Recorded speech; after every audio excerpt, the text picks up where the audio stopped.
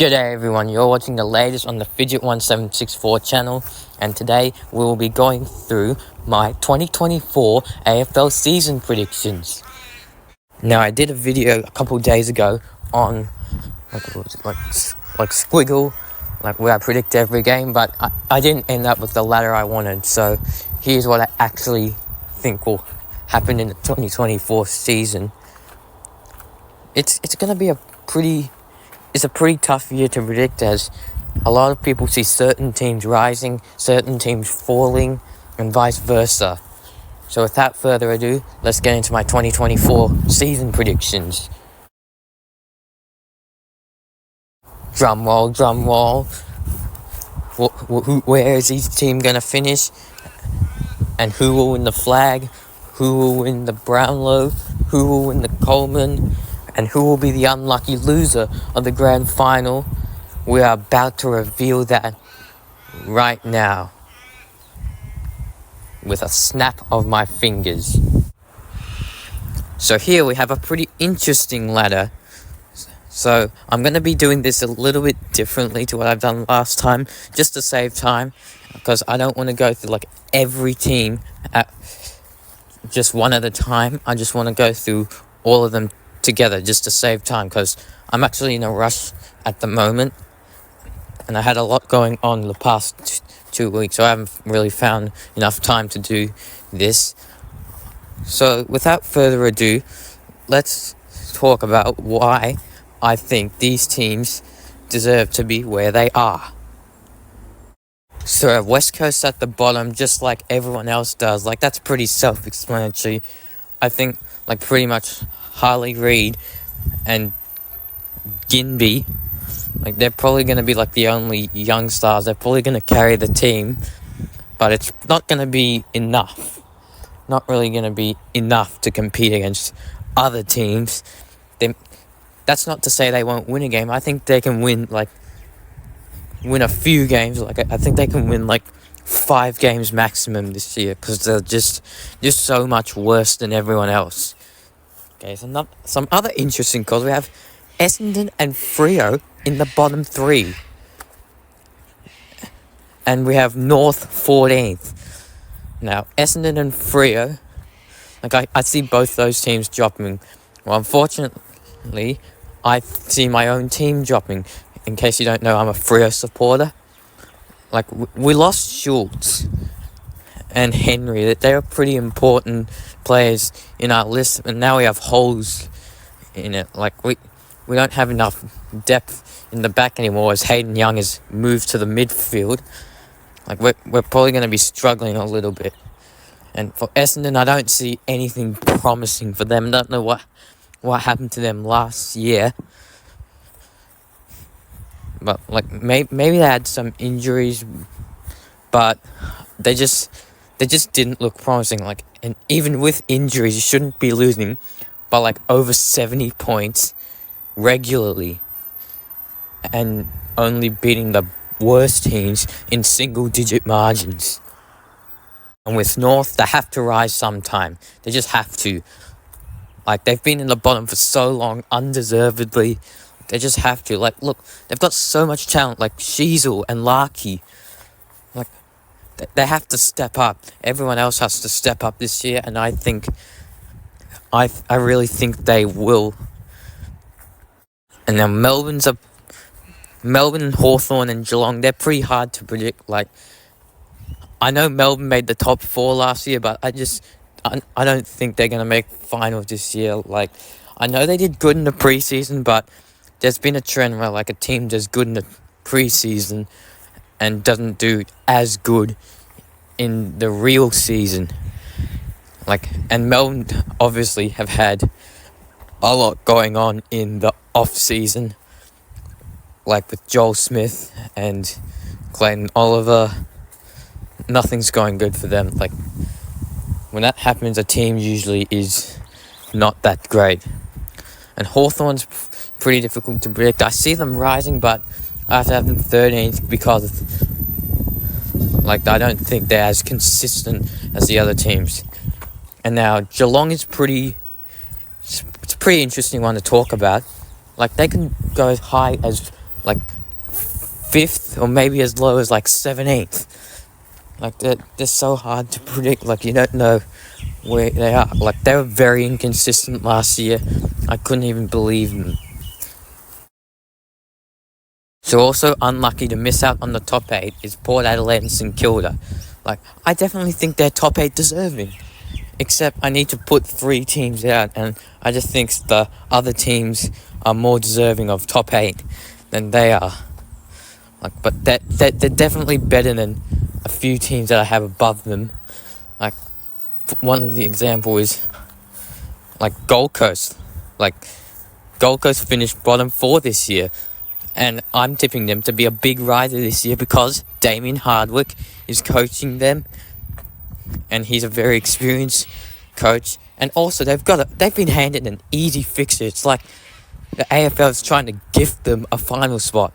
I'd like to see them make finals too, but it's not fair if they don't have to earn it. So also another interesting call is Carlton 7th. I'm not fully convinced about them. Like I'm not fully convinced that they're that good. Like they get injured too much. Like they've got such an injury-prone list. Like, but if they can manage their injuries, they should be fine. They could contend for the flag, of course. And we have Bulldogs in 6th. I've been saying this since 2022. A step back in 2023, and then a step back up in 2024. Like I think their list, with the list they have, they should be making top 4. Like I don't know what happened. Like I think maybe Luke Beveridge was their coach, and he wasn't really a good coach. So like the fact that he got sacked, I think it's a good sign. Like I think they can push for top 4. Like I read a Fox Footy article saying that they think the Bulldogs can make top 4. Now 5th we have Sydney. Now Sydney are a team that I've been sleeping on for a while, and I've lived to regret it, because now I know how good Sydney really are. They had a lot of injury struggles last year. That's what cost them from being like so much higher on the ladder. Like they should have been at like 5th instead of just making the 8. Like look at their midfield. Rowbottom, Golden, and there's so many of those other players. You got Lloyd in the back line. They're just a good team. Like they should contend for the flag for sure. And 4th is Collingwood. Now Collingwood are very interesting. I think they're gonna have a bit of a hangover. Like they do have a very difficult fixture. Like I don't think they were the best team last year. I think Brisbane probably was. I even wouldn't be surprised if Collingwood missed finals. Like that's actually a possibility. Like any grand finalist missing finals is a possibility, especially when they get smashed in the game or when it's like really, really close. That's how I feel, in my opinion.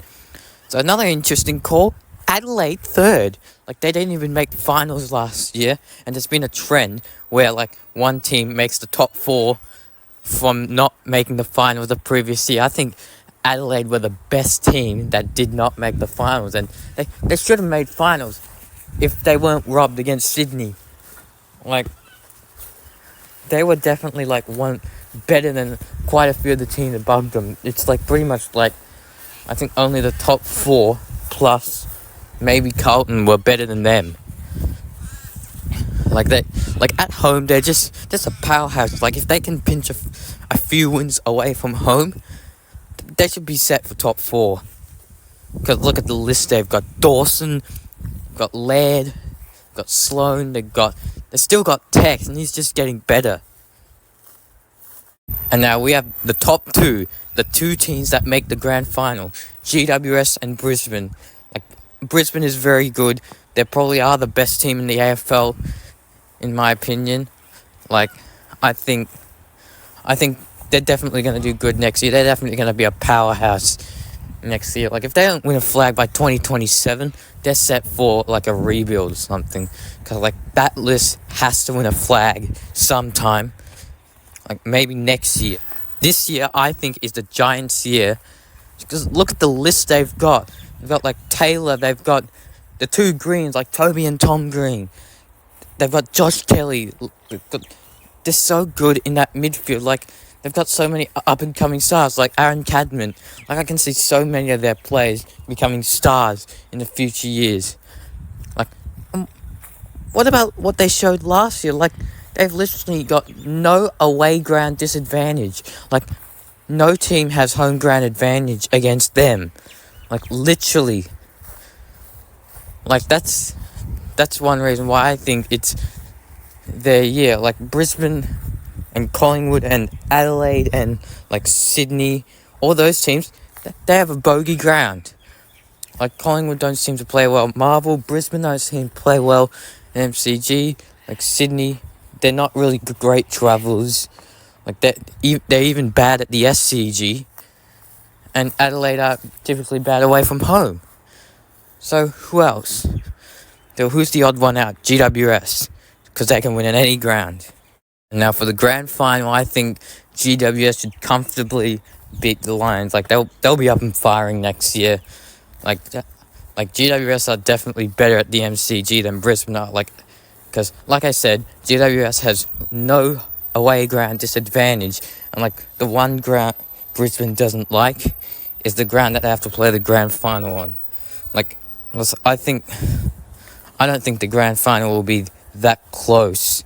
Like, I think it will be another smashing. Like, smashings are happening more often in recent grand finals. Like, we had, like, 3 in the space of 4 years in 2019, 2021, and 2022. It's usually when, like, a big Victorian team is playing when it's close. So I think it would be... It won't be too bad in the first half, but I think GWS will kick away in, like, the second half, especially the last quarter.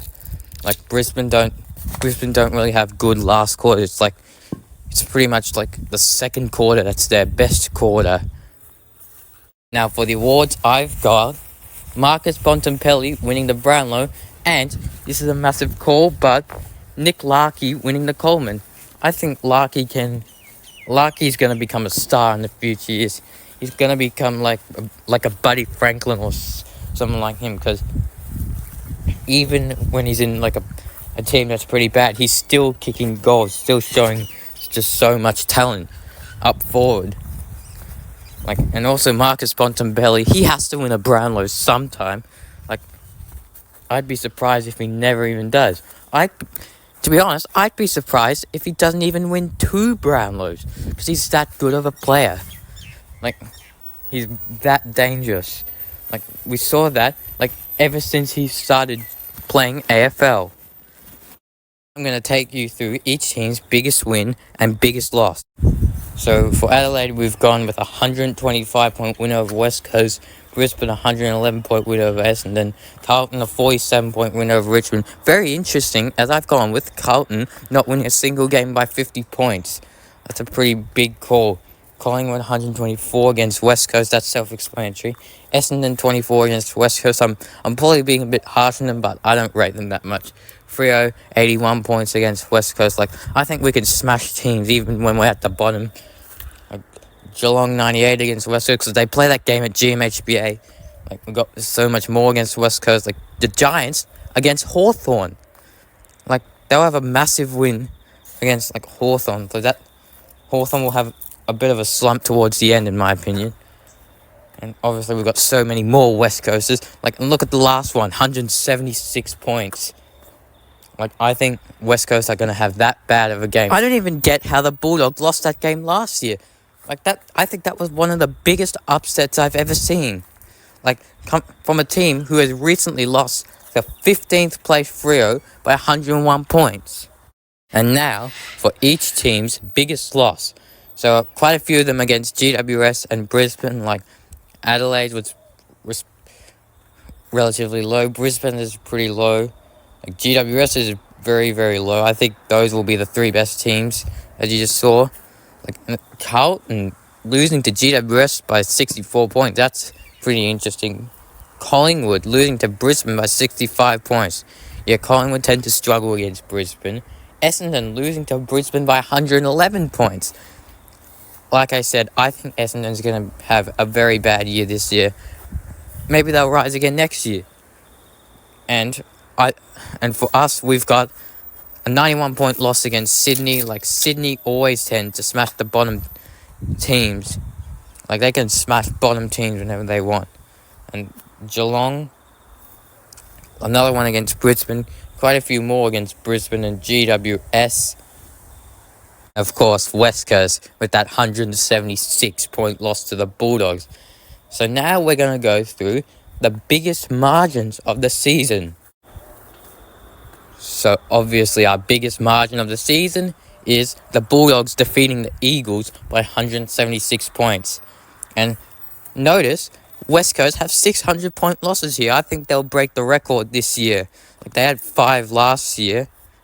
Like, they could even be worse this year.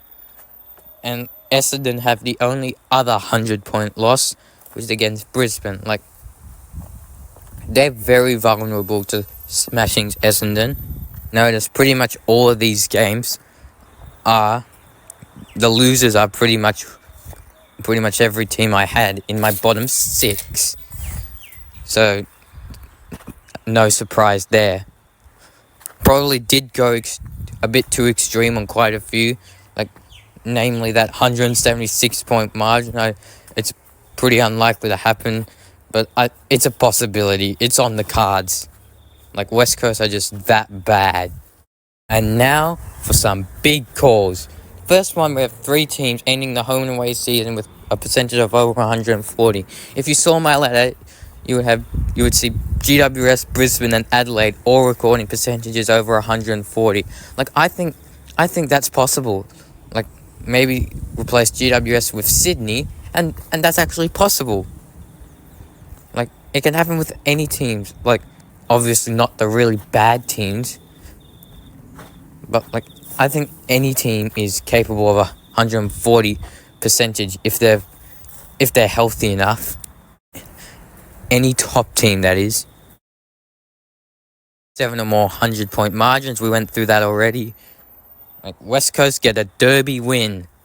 Like, I decided that, like, I just can't keep bashing on West Coast. Like, they know some West Coast fans know I'm a Freo supporter. I have to be nice to them this time. Like, I genuinely think West Coast could get a derby win this year. Like, I don't think Freo are going to be that good this year. Like, they might cop a few upsets as well.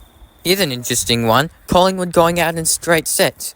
Like, that's actually possible. I think like I said, I think they're going to have a hangover, and like, that's definitely a possibility. We saw that with Hawthorn 2016, Melbourne in 2022. Like, I'm not sure if there were any other teams where that happened to, but yeah, it's been a bit of a trend in, like, not sort of kind of like a trend, but it's happened twice in like the past 8 years. Next one is Essendon or Freo to start 0-7. They do have some difficult games in the opening round. Like, although Freo have got that derby against West Coast, I think that game is the one where West Coast are going to win. The one in round 6. Like both those teams, like, they're pretty hard to trust. Like, they're pretty inconsistent for the most part. Like, and like I said, I don't think they're doing any good next year. Not really, but they're definitely doing much better than West Coast. Next one is interesting with their injuries. Hawthorn start 3-0. Like, I don't think, like, they can beat any team. They can pull off upsets against any team. Like, their first 3 games, they've got Essendon, Melbourne, and Geelong. Like, Melbourne and Geelong are pretty unpredictable, but I think both those teams, like, I don't think they're going to do much this year. And like I said, with Essendon. So, that's actually possible, believe it or not. So, number 7 is also one of the more interesting of the list. So, Mark of the Year and Goal of the Year happened in the same round. I don't know when that has happened. Someone in the comment section, please tell me. That would be good. Like, and the next one team where a player gets 50 disposals. Like, 50 disposals, that's pretty close to the record. Like, the record is 54. Like, 40 is like one in every like 100 games, maybe one in every 50, but 50s, I suppose, is like that hasn't happened much. So it's a bit of an outlandish call, not really. But I can see like Marcus Bontempelli or maybe Clayton Oliver or maybe even Lockie Neal getting 50 in a game.